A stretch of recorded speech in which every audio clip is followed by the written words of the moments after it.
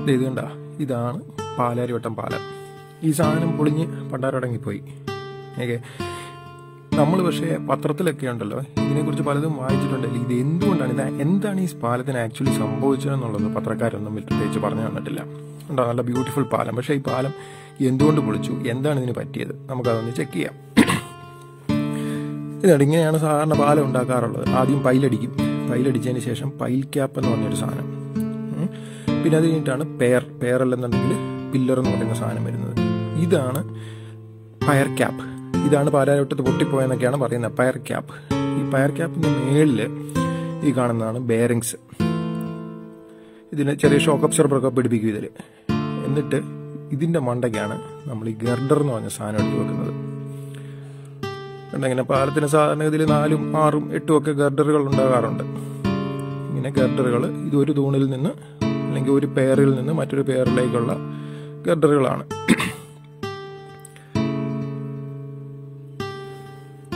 Okay, ഇനി നമുക്ക് ഒരു 2 സ്പാൻ, ഈ 2 തൂണുകൾക്കിടയിലുള്ള അകലത്തിന് പറയുന്നതാണ് സ്പാൻ എന്ന് പറയുന്നത്.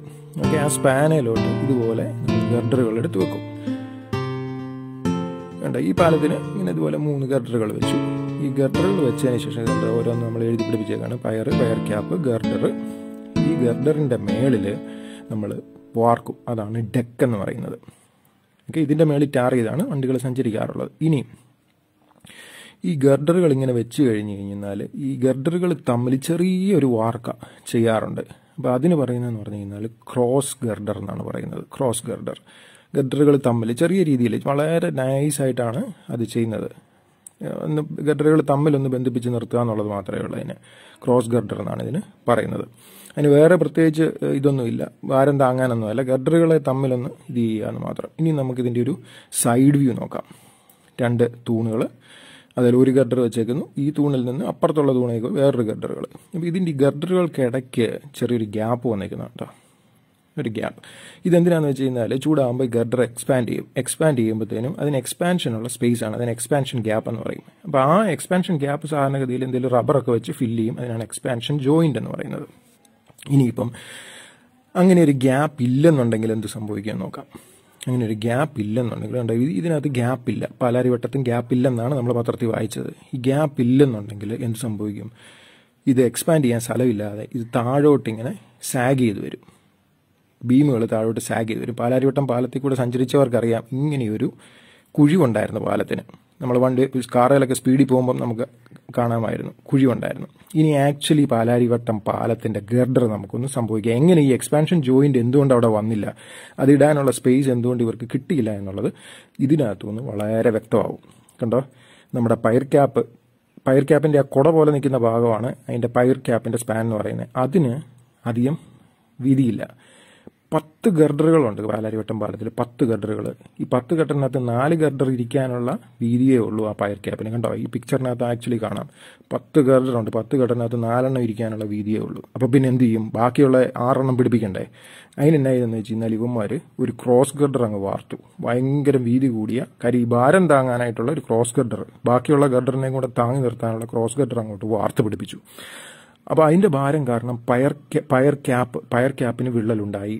പിന്നെ എക്സ്പാൻഷൻ ജോയിന്റിനുള്ള സ്പേസ് അവിടെ ഇല്ലാതെ പോയി. സ്പേസ് ഇല്ലാഞ്ഞുകൊണ്ട് പാലം സാഗ് ചെയ്യാൻ തുടങ്ങി. പാലം സാഗ് ചെയ്ത് താഴോട്ട് വരാൻ തുടങ്ങി. കണ്ടോ, പിന്നെ അതുപോലെ ഈ എക്സസീവ് വെയിറ്റ്, ഈ 10 ഗർഡറിന്റെ വെയിറ്റ് ആണ് ഈ പറയുന്ന ബെയറിങ്ങിലോട്ട് പിടിപ്പിച്ചേക്കുന്നത്.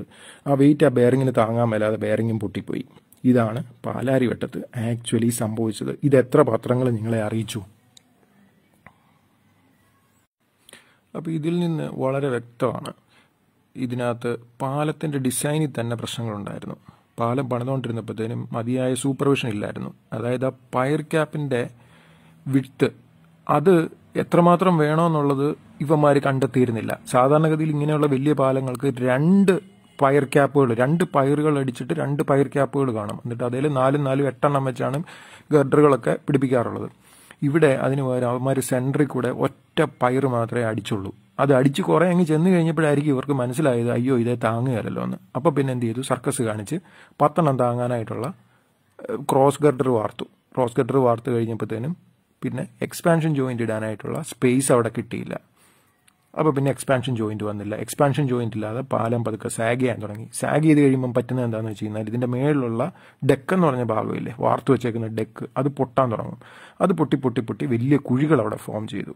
ടാറും എല്ലാം കൂടെ പൊട്ടി അങ്ങ് പറഞ്ഞു വരും. അതാണ് ആക്ച്വലി പാലാരിവട്ടത്ത് സംഭവിച്ചത്. ഈ ഡെക്കെല്ലാം കൂടെ പറഞ്ഞു വരും. അപ്പം കോൺഗ്രസ്സുകാർ പറയുന്നത് എന്താ, മേളിലത്തെ വാർക്കയ്ക്ക് മാത്രമേ കുഴപ്പമുള്ളൂ, ഡെക്കിന് മാത്രമേ. പിണറായി വിജയൻ വന്നു കഴിഞ്ഞിട്ടാണ് ഈ ഡെക്ക് വാർക്കുന്നത്. ഡെക്കിനാണ് പ്രശ്നം എന്നാണ് പറയുന്നത്. അപ്പോൾ ആക്ച്വലി ഡെക്കിനല്ല അവിടെ പ്രശ്നം, അവിടെ ഈ ഡിസൈൻ തൊട്ടുള്ള പ്രശ്നമാണ്.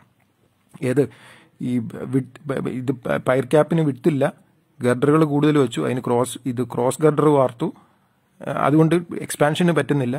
അതുകൊണ്ടാണ്. അപ്പോൾ ഇതിൻ്റെ പ്രശ്നം എന്ന് പറഞ്ഞാൽ തുടക്കം തൊട്ട് പ്രശ്നമാണ്. അപ്പം ഇതിൻ്റെ ഒരു പ്രശ്നക്കാരൻ ആരാന്ന് ചോദിച്ചു കഴിഞ്ഞാൽ അതിവേഗം ബഹുദൂരം, അതാണ് അവിടുത്തെ പ്രശ്നം. ചുമ്മാതെ ഒന്നും പ്ലാൻ ചെയ്യാതെ എടുത്തു ചാടി അങ്ങ് ഒരു പാലം പണിയാൻ പോയി. അവിടെയാണ് ഈ പ്രശ്നത്തിൻ്റെ തുടക്കം. പിന്നെ അഴിമതിയെക്കുറിച്ചൊന്നും ഞാൻ പറയുന്നില്ല, അതൊക്കെ എല്ലാവർക്കും അറിയാവുന്ന കാര്യമാണ്. ആര് കാശ് മേടിച്ചു, ആര് മുക്കി എന്നുള്ളത്.